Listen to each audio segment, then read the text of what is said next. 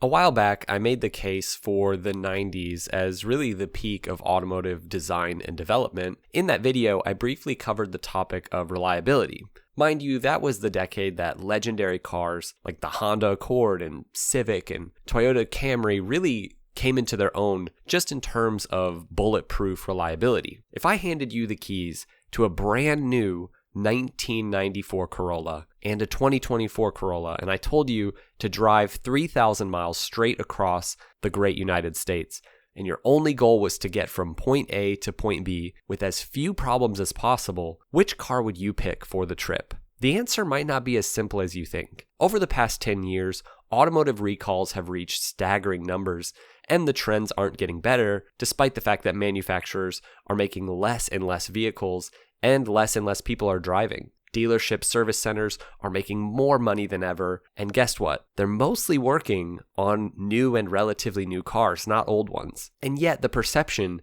that new equals reliable still persists. Well, in this video, we're going to help change that perception and dig into exactly why older cars could actually be more reliable, and why you might want to pick the 94 Corolla over the 2024. And also, we're going to look at why the industry has gotten to this point. Now, before we go any further, I'm really excited to show you guys something amazing. I'm guessing many of you can appreciate and maybe even own a mechanical watch or two. Some of you might even have a whole collection of watches, or maybe you have a nice watch that was handed down from your father or grandfather. If you appreciate watches and you like cars and automotive history, you're going to love this. This is REC Watches, an amazing independent watch brand from Denmark that makes automotive-inspired watches. REC stands for Recover, Recycle, and Reclaim. They specialize in making watches using materials from historic vehicles, and you can check out their site, but in particular, this beautiful limited edition watch, not only inspired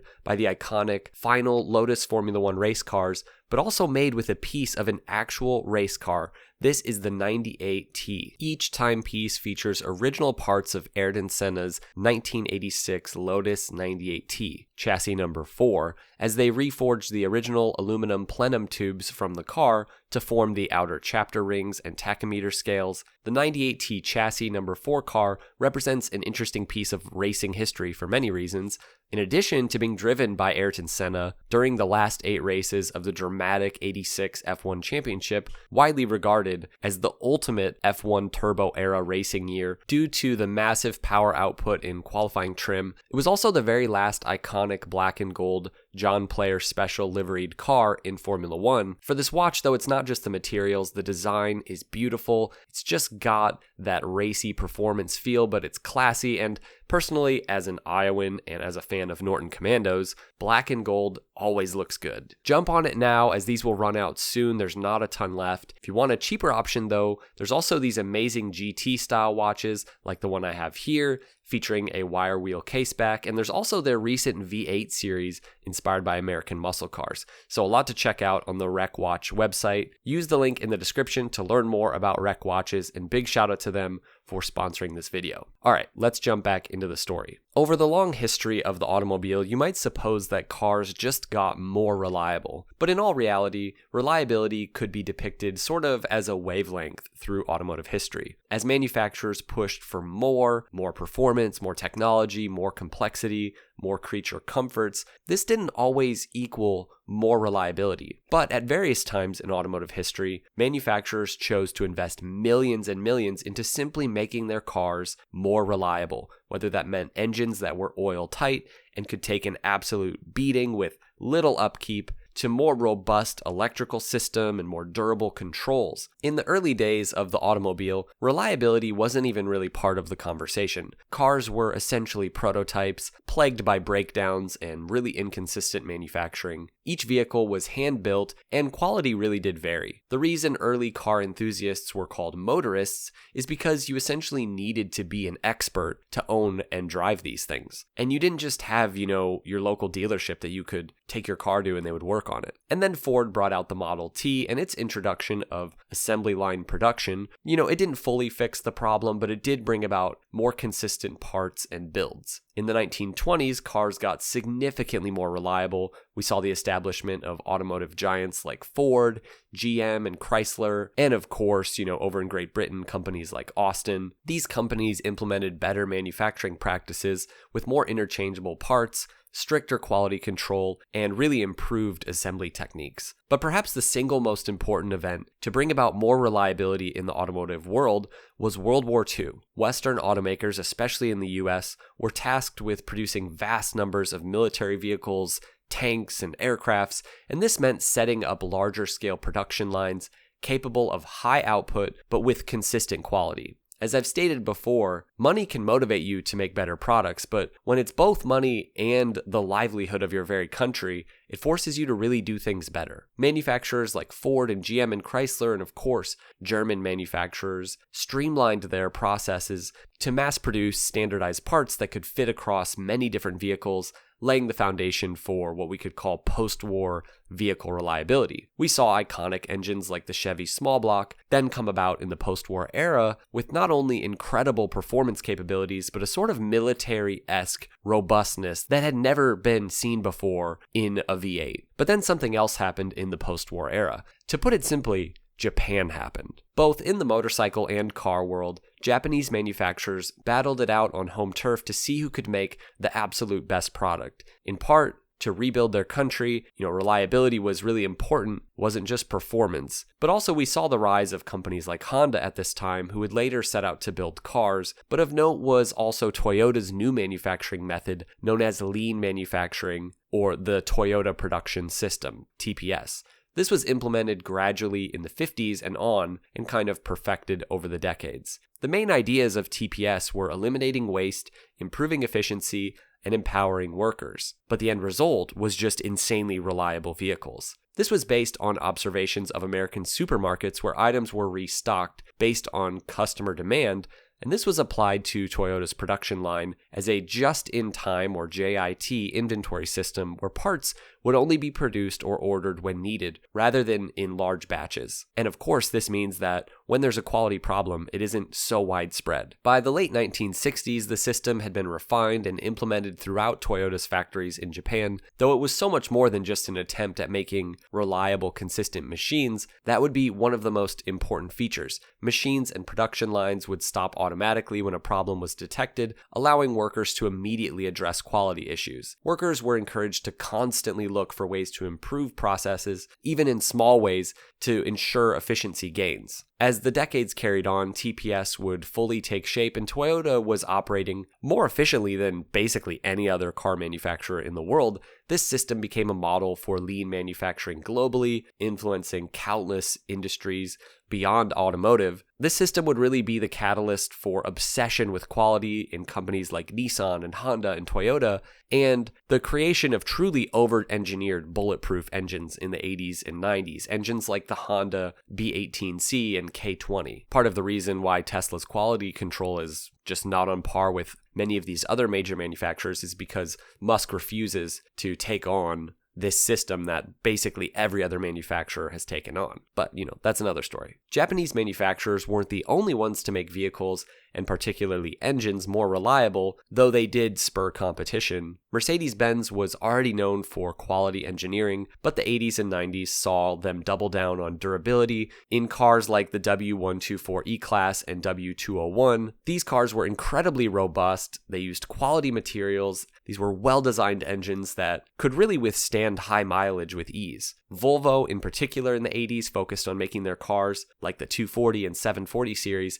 as absolutely tough and reliable as possible. And that's why these companies would build a reputation for bulletproof longevity. Their focus was on safety, sturdy materials, and simplicity, which often led to more reliable engines and vehicles overall. BMW and Volkswagen focused on making durable engines. GM and Ford made a whole bunch of garbage at this time, but they also made some super reliable engines, mainly because they focused on simplicity and on low-revving, torquey engines. Now, it's my contention that in general, cars peaked in terms of reliability in about the late 90s and early 2000s. Now, you may disagree, but at least hear me out with this argument. Many manufacturers have been making vehicles in mass now for over 100 years. Toyota has produced some 300 million vehicles. 300 million. Isn't it reasonable to assume that at some point you're going to struggle to make a vehicle any more reliable? In terms of the important stuff, the frame and transmission and engine, the cooling system, the electrical system,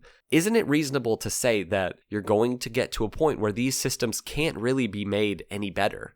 And isn't this why school buses and mail trucks and, garbage trucks and just general vehicles, military vehicles that need to just be reliable, they basically are like 90s and 80s vehicles, There's many reasons to say that we hit that point around the 90s and early 2000s beyond just, my experience and your experience with cars. This was the time when manufacturers began to shift their business approach away from making as many vehicles as possible to making less but more expensive units, at least for Western markets. Many of these manufacturers, especially Japanese, still make lots of vehicles and lots of simple economy vehicles, but for the Eastern markets primarily. But here in the US, we get less vehicles from every manufacturer, and all of those vehicles are more expensive and thus more loaded with tech. And this really gets at the problem. More technology equals more problems. I'm sorry, but it's true. Everything is a luxury vehicle today. Everything is loaded with features.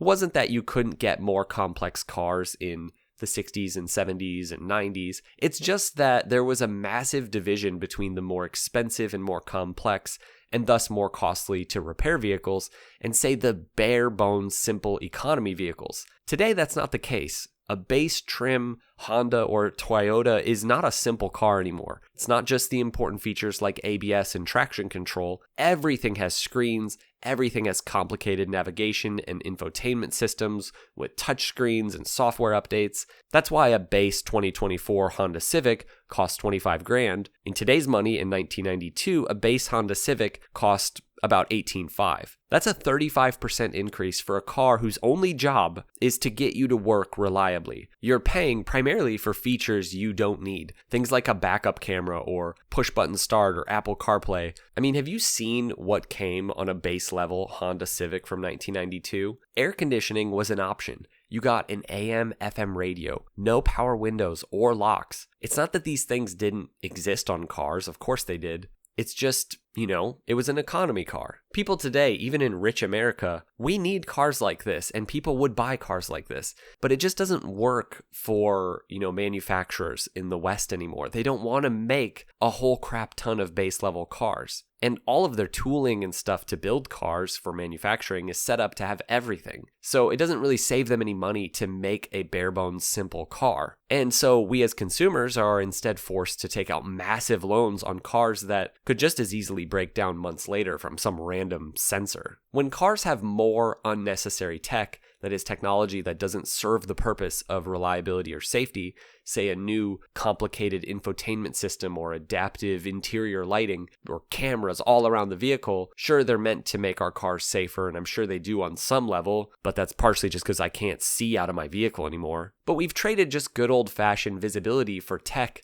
that makes us able to see, or tech that will supposedly stop accidents. These kinds of technology, as opposed to, say, an electric water pump or an integrated cooling system, all of these bits of tech we think are important make our cars less serviceable. There's more that can and does go wrong, and more that you and I as regular people can't fix, and even service centers are struggling. My brother's worked at a service department for multiple dealers now. Basically, technicians hook up a diagnostics tool that tells them not only what's wrong, but exactly what steps to follow. And then if it doesn't work and the customer comes back, they just say, yeah, we followed the steps, and we'll just have to reach out to Ford now to figure out what the problem is, and then you're stuck with a loaner vehicle for weeks. This simply wasn't a thing for the most part in the 90s, unless you were buying a high-end luxury or performance car or something that was built in limited numbers. And again, the 90s was the era for peak serviceability, especially for Japanese cars. Diagnostics were simple and efficient, and the cars were simple and efficient. There wasn't much that could go wrong, especially if you took care of your car, but even if you didn't take care of it.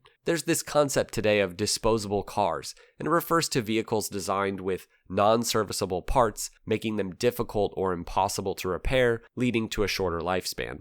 Things like entirely sealed transmissions. They do lack traditional maintenance, that's the idea, but when it breaks down, instead of changing stuff or working on them, you just kind of throw them away. These design choices really favor initial cost savings and convenience, but they result in vehicles being scrapped rather than being repaired.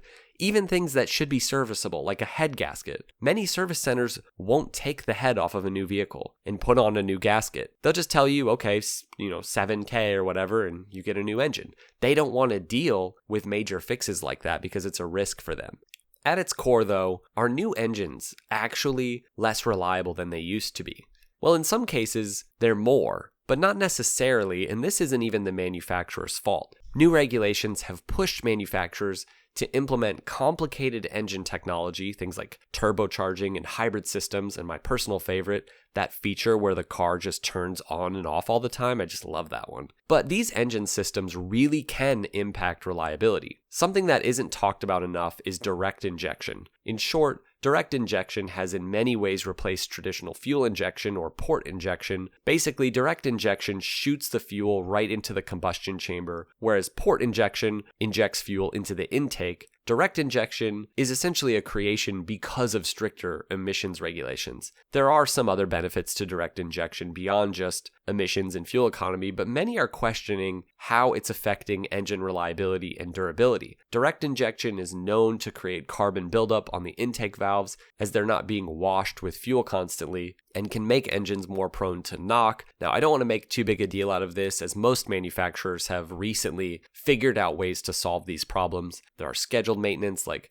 carbon cleaning that can take care of this. But if you are buying a relatively newer direction engine, like when they first started implementing this is something to watch out for. I think the point is that our engines and the way they're developed today are rarely to make them significantly more reliable. Rather, it's just to deal with regulatory BS. And that's exactly the same with the now commonplace turbos on engines, even present on hybrids. Not only are they added complexity with not only the turbo, but also the intercooler and all the extra components that go with that, they're more expensive to fix. And on top of this, there's so much extra heat and pressure on what is often a small engine. These engines are strained and are struggling to hit those high numbers like 200, 300,000 miles as naturally aspirated engines were not that long ago. It's not just a few turbo engines from the past decade that have been bad. It seems like every manufacturer has loads of crap turbo engines that have turned out to just be garbage and totally unreliable, from BMW and Ford and Kia, Hyundai, Honda, Toyota. It's bad. And again, it's a response to emissions regulations, not an attempt at making better products for us as consumers. So when you're looking for a new or even a used vehicle, really do your research, because there's a pretty decent chance that a 2018 or 2023, whatever, has some crap engine in it, even from companies that we would expect to make really reliable stuff. We could go on and on. We could talk about cost cutting and the way in which manufacturers are now sharing parts across everything, causing more widespread recalls. But rather, let's look at the data. Is there a counterpoint? Can we look at the data to determine whether newer cars are actually less reliable, or is this all a bunch of speculation? I'd love to look at the data, but here's the problem, guys. There isn't really data on this. We don't have long-term studies available to really compare, say, 2018 or 2022 vehicles with 1995 or 2003 vehicles.